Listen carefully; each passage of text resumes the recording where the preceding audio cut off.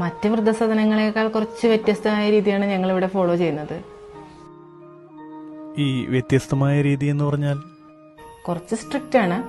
Morning 6 o'clock തന്നെ എണീക്കണം. പിന്നെ meditation, exercise, breakfast എല്ലാം കറക്റ്റ് റുട്ടീനാണ്. അതൊന്നും പ്രശ്നമില്ല. നിങ്ങൾ മെമ്പർഷിപ്പിന്റെ പ്രൊസീജിയർ സ്റ്റാർട്ട് ചെയ്തോളൂ. Okay sir. സർ ഈ പാക്കേജ് ഒന്ന് സെലക്ട് ചെയ്തോളൂ.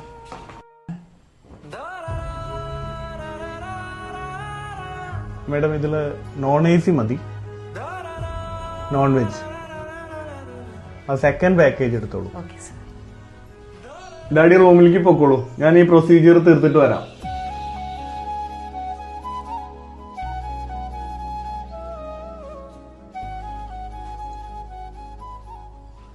സാർ ചോദിക്കുന്നതുകൊണ്ടൊന്നും തോന്നരുത്. ഫാദറിനെ കണ്ടിട്ട് ഇവിടെ നിൽക്കാൻ താല്പര്യമില്ലാത്ത പോലെ ഉണ്ടല്ലോ. ഭയങ്കര സങ്കടമുണ്ട്.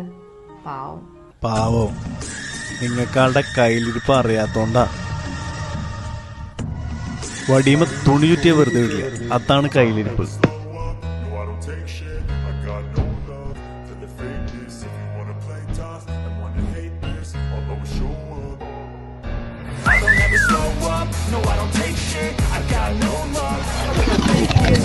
കണ്ണ് തെറ്റിയ വീട്ടിലുള്ള സാധനങ്ങളൊക്കെ കൊണ്ടുപോയി ആ കാശ് കൊണ്ട് കള്ളും കുടിക്കും, ചീട്ടും കളിക്കും.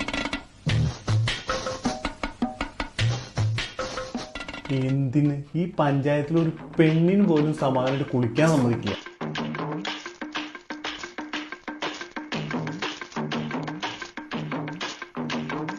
ആരുടെ അവിടെ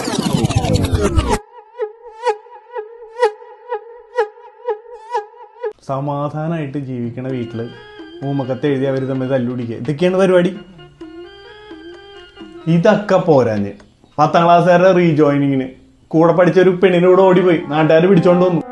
ഇത് തന്നെ എന്റെ പൈസ ഉണ്ടായിട്ടല്ല, നാട്ടുകാർ പിരിവെടുത്ത് തന്നിട്ടാണ്.